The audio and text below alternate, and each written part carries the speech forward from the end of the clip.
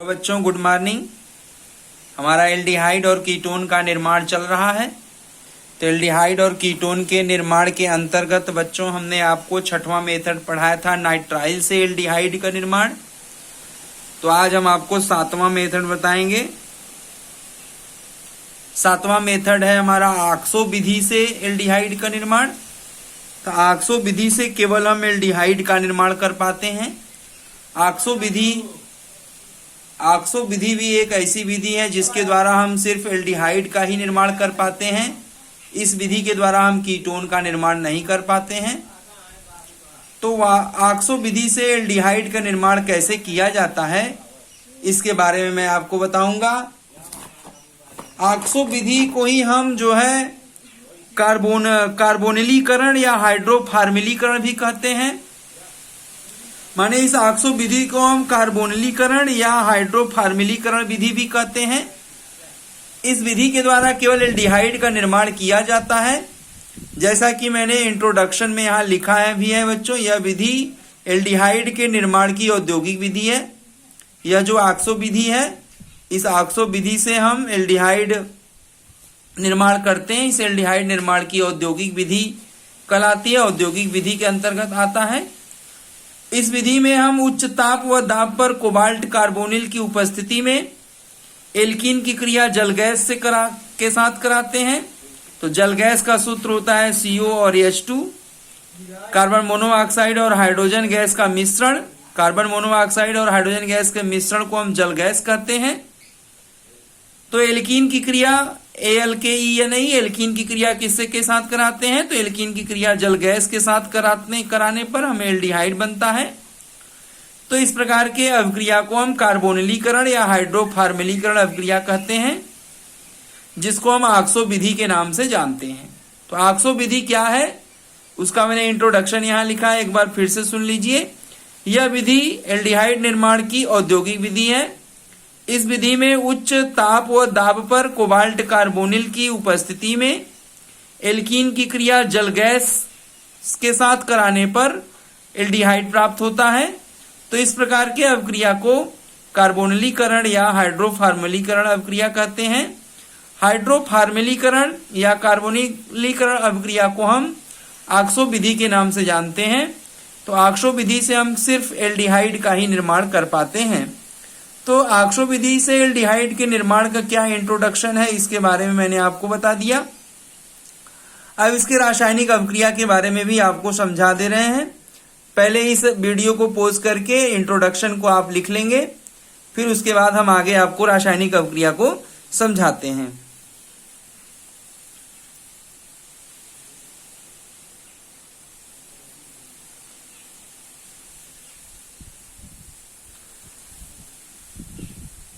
तो हमारी रासायनिक अभिक्रिया क्या है? जैसे हम यहां पर एक एल्कीन लेते हैं, R एल्किल प्रतिस्थापी।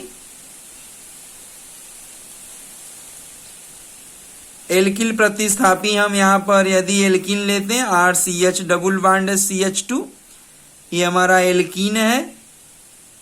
अब एल्कीन की क्रिया हम जल गैस के साथ कराएंगे। जल गैस का सूत्र होता है कार्बन मोनोऑक्साइड और हाइड्रोजन गैस का मिश्रण, इसे हम कहते हैं जल गैस। अब एल्कीन की क्रिया हम किससे के साथ कराते हैं? जल गैस के साथ कराते हैं। किसके उपस्थिति में कराते हैं? कोबाल्ट कार्बोनिल की उपस्थिति में। तो कोबाल्ट कार्बोनिल उत्प्रेरक का कार्य करता है यहां पर CO टेट्रा कार्बोनिल कोबाल्ट, इसका नाम है टेट्रा कार्बोनिल कोबाल्ट CO। और टेट्रा कार्बोनिल कोबाल्ट को हम 100 डिग्री सेल्सियस ताप पर एल्कीन की क्रिया किसके साथ कराते हैं? जल गैस के साथ कराते हैं। तो उत्पाद हमारा क्या बनता है? उत्पाद हमारा एल्डिहाइड बनता है RCH2 सिंगल बॉन्ड CH2 और फिर C डबल बॉन्ड O और फिर H। ये जो हमें प्राप्त होगा इसका नाम क्या होगा? इसका नाम एल्डिहाइड होगा।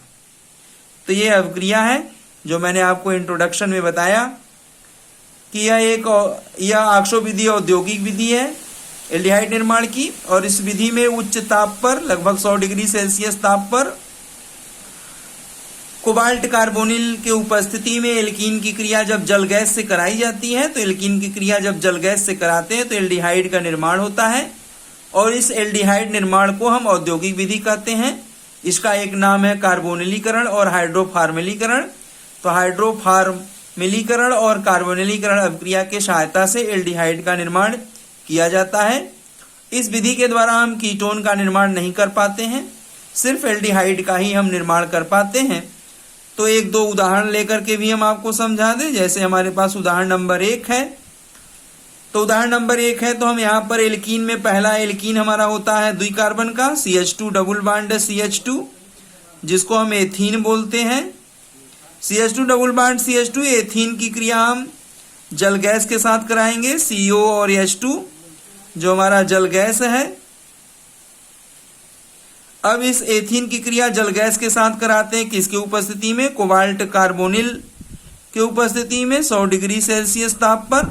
तो हमारे पास क्या उत्पाद बनेगा? हमारे पास उत्पाद बनेगा CH3 CH2 C double bond OH। तो हमारे पास क्या बनेगा? यहाँ द्विकार्बन का एल्कीन है।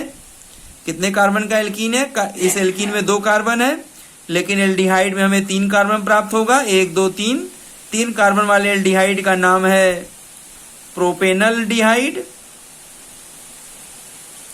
प्रोपेनलडिहाइड कहते हैं, और इस प्रोपेनलडिहाइड का IUPAC नाम होता है प्रोपेनल। इसका IUPAC नाम प्रोपेनल होगा।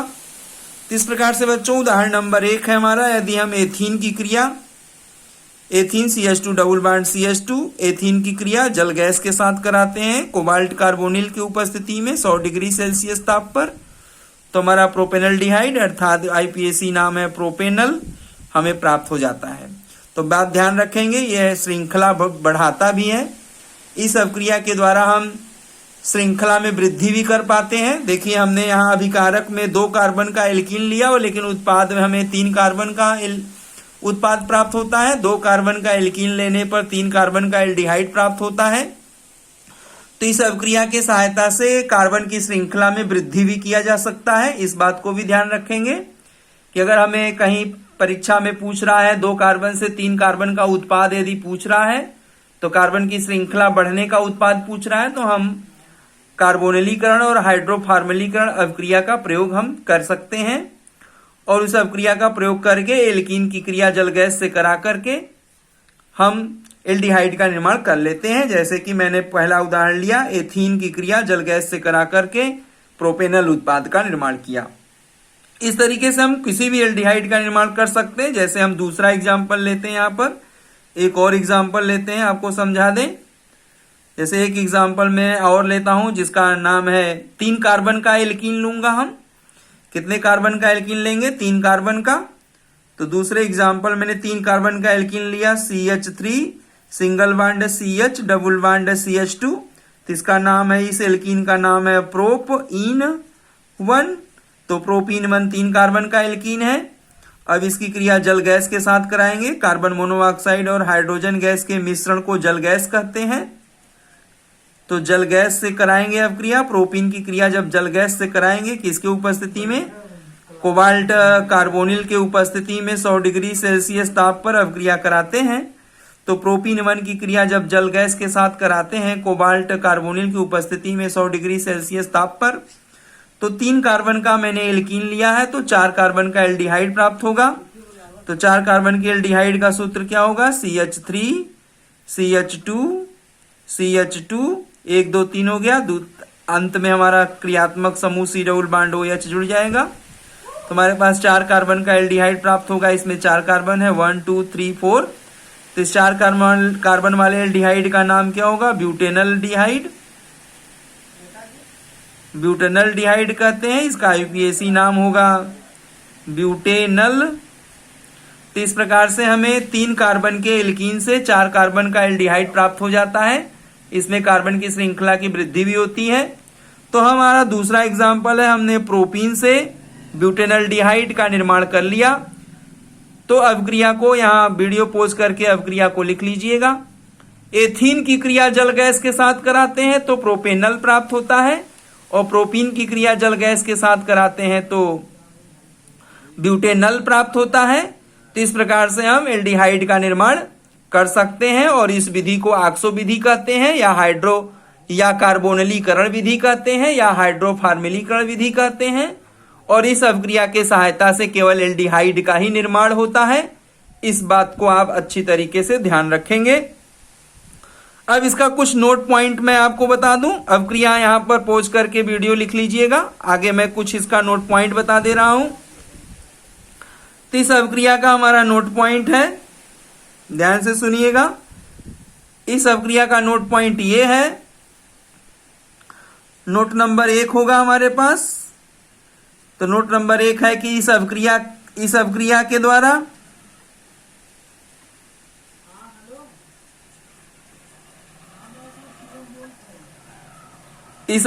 द्वारा हम HCHO फॉर्मल्डिहाइड और एसिटल्डिहाइड CH3CHO का निर्माण नहीं कर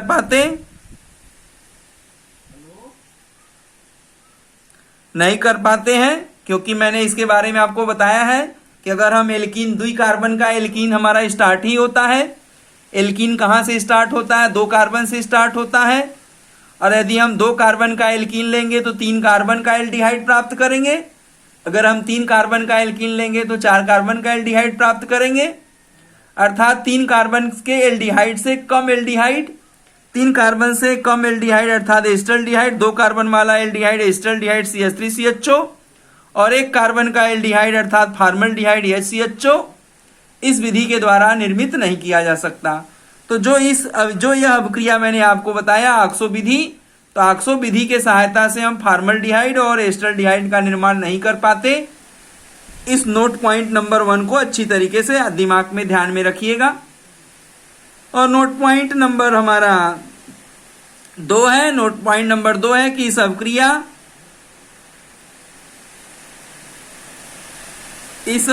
अभिक्रिया के द्वारा कीटोन का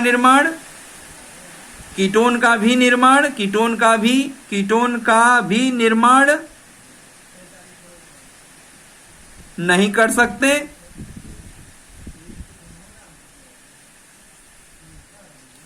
अर्थात हम इस अभिक्रिया के सहायता से कीटोन का भी निर्माण नहीं कर पाएंगे, इस बात को ध्यान रखेंगे। और एल्कीन में हमेशा योग अभिक्रिया होता है। तो एल्कीन में जब हमेशा योग अभिक्रिया होता है तो योग हमारा एंटी मार्कोनी काफ या मार्कोनी काफ के नियमानुसार होगा।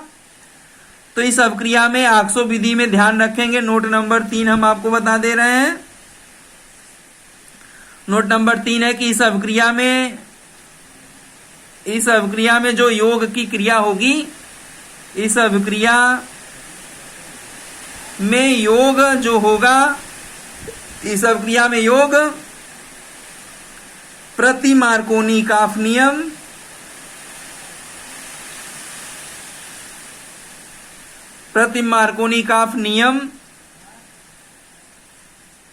से होता है। माने जब योग होगा कार्बन मोनोऑक्साइड और हाइड्रोजन गैस अर्थात जब जल गैस का योग होगा तो जल गैस का योग किस के नियम के द्वारा होगा? तो योग अभिक्रिया में मार्कोनी काफ नियम और एंटी मार्कोनी काफ का नियम लागू होता है। तो यहां एंटी मार्कोनी काफ का नियम प्रति मार्कोनी काफ के नियम से ही योग अभिक्रिया संपन्न होगी, इस बात को भी ध्यान में रखेंगे। अब अगला हम लेते हैं 7वां मेथड के बाद हम 8वां मेथड लेते हैं।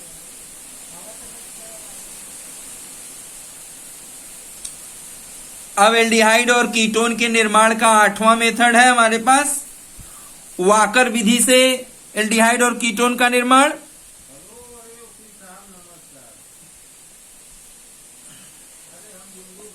आठवां विधि से हम आपको बताएंगे एल्डिहाइड और निर्माण। तो हमारा 8वां विधि है वाकर विधि। वाकर विधि से एल्डिहाइड और कीटोन का निर्माण।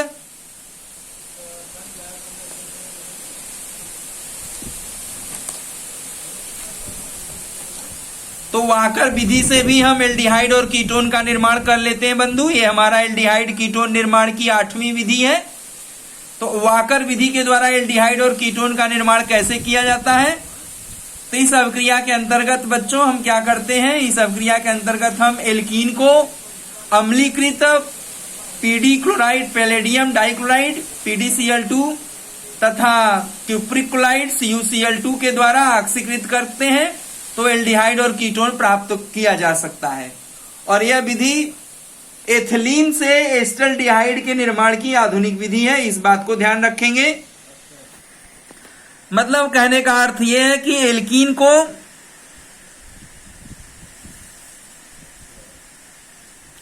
एल्कीन को अम्लीकृत PDCl2 तथा CuCl2 के द्वारा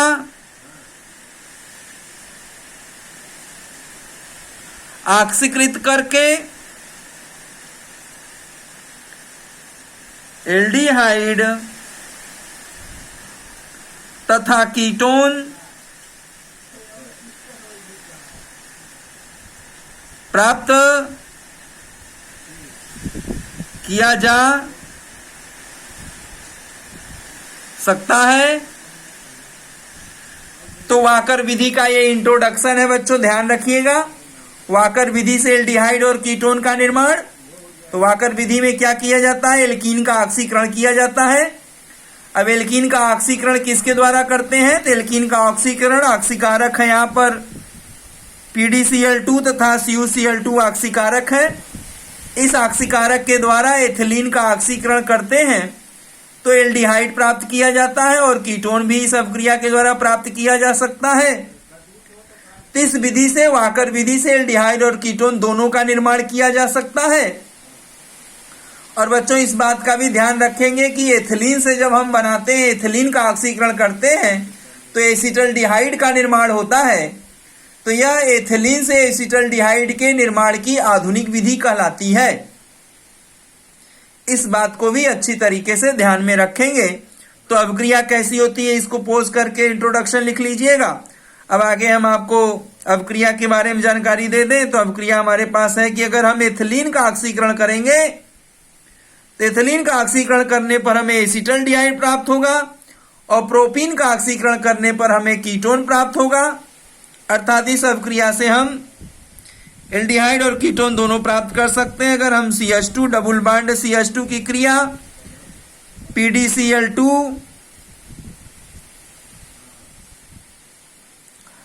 और जल CuCl2 की उपस्थिति में वायु या O2 के द्वारा जब ऑक्सीकरण करते हैं तो हमारा उत्पाद बनता है CH3CHO और साथ में PD और 2HCl हमारा बाहर निकल जाता है। तो ये हमारे पास क्या है? हमारे पास एसिटल्डिहाइड है। ये हमारे पास एथीन है। तो अगर हम एथीन की क्रिया PDCl2 और जल की उपस्थिति में CuCl2 एथिलीन की क्रिया PDCl2 और जल के मिश्रण के साथ कराते हैं, CuCl2 की उपस्थिति में वायु के द्वारा O2 के द्वारा जब ऑक्सीकरण करते हैं एथीन का तो हमें एसिटल्डिहाइड CH3CHO प्राप्त हो जाता है। और यदि यही क्रिया हम प्रोपीन के साथ कराते हैं CH3CH डबल बॉन्ड CH2 तो ये हमारा है प्रोपीन। और प्रोपीन 1 की क्रिया PDCl2 और जल के साथ कराते हैं CuCl2 की उपस्थिति में, वायु द्वारा ऑक्सीकरण करते हैं या O2 के द्वारा ऑक्सीकरण करते हैं तो हमारे पास उत्पाद बनता है एसीटोन। क्योंकि प्रोपीन लिया है इसलिए उत्पाद बनेगा CH3COCH3 और साथ में बनेगा PD और साथ में बनेगा 2HCl हमारा बाहर निकल जाएगा और क्या प्राप्त हो जाएगा? एसीटोन प्राप्त हो जाएगा। तो ये है वाकर विधि। वाकर विधि से एल्डिहाइड और कीटोन का निर्माण किया जा सकता है। तो वाकर विधि से भी एल्डिहाइड और कीटोन का निर्माण किया जा सकता है, जिसका मैंने आपको इंट्रोडक्शन बता दिया और ये रासायनिक अभिक्रिया लिख के बता दिया कि एथीन का क्रिया से एथीन का ऑक्सीकरण करेंगे तो एसिटाल्डिहाइड और प्रोपीन का ऑक्सीकरण करेंगे तो एसीटोन प्राप्त होगा। अर्थात इस अभिक्रिया से एल्डिहाइड और कीटोन दोनों बनाया जा सकता है। अब एथीन से एसिटाल्डिहाइड बनाते हैं तो इस एथीन से एसिटाल्डिहाइड निर्माण करने की यह आधुनिक विधि है। आजकल हम एथीन से एसिटाल्डिहाइड का निर्माण कर रहे हैं। आजकल ज्यादातर एसिटाल्डिहाइड का निर्माण हम एथीन के द्वारा कर रहे हैं। तो एथीन का जब ऑक्सीकरण करते हैं तो हमारा एसिटाल्डिहाइड उत्पाद प्राप्त होता है और प्रोपीन का ऑक्सीकरण करते हैं तो एसीटोन उत्पाद प्राप्त होता है। तो ये हमारा है वाकर विधि के द्वारा एल्डिहाइड और कीटोन का निर्माण। अब इसका भी नोट पॉइंट है बच्चों। इसका नोट पॉइंट ये है कि इस विधि से हम फॉर्मल्डिहाइड का निर्माण नहीं कर पाते हैं। इस विधि में हम फॉर्मल्डिहाइड का निर्माण कभी नहीं कर पाते हैं। और नोट नंबर 2 है कि इस अभिक्रिया में जो क्यूप्रिक्लोराइड है तो क्यूप्रिक्लोराइड PdCl2 जो है हमारा धात्विक पीढ़ी में अपचयित हो जाता है। और धात्विक पीढ़ी में अपचयित जब होता है इसीलिए हमें जो है ये उत्पाद में पीडी हमें प्राप्त हो जाता है। तो CuCl2 के द्वारा जो PdCl2 है हमारा, देखिए PdCl2 है, सूत्र में मैंने गलत लिखा है, इसको बना दे।